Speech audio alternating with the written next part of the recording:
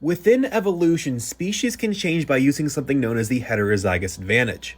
This occurs when the heterozygous genotype has some phenotypical advantage that the two other homozygous genotypes do not. Remember that heterozygous genotypes are different, while homozygous genotypes are the same. When talking about the heterozygous advantage, we usually talk about malaria and the sickle cell trait.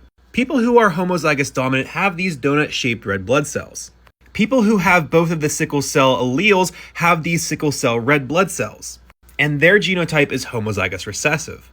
If you have one of each of these alleles, you are heterozygous for the sickle cell trait, which means half of your red blood cells are going to be the donut shape and half of them are going to be this sickle shape.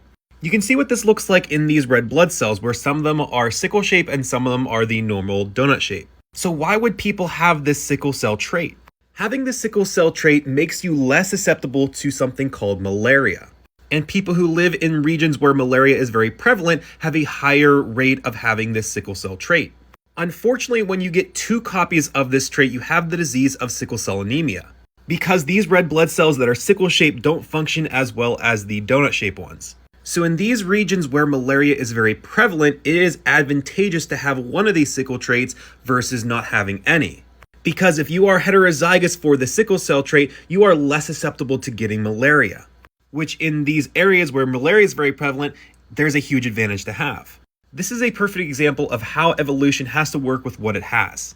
Evolution just can't make new adaptations, it has to use the mutations that are in that population. Because a lot of people suffer from having sickle cell anemia, but these populations had to evolve around the deadly disease of malaria.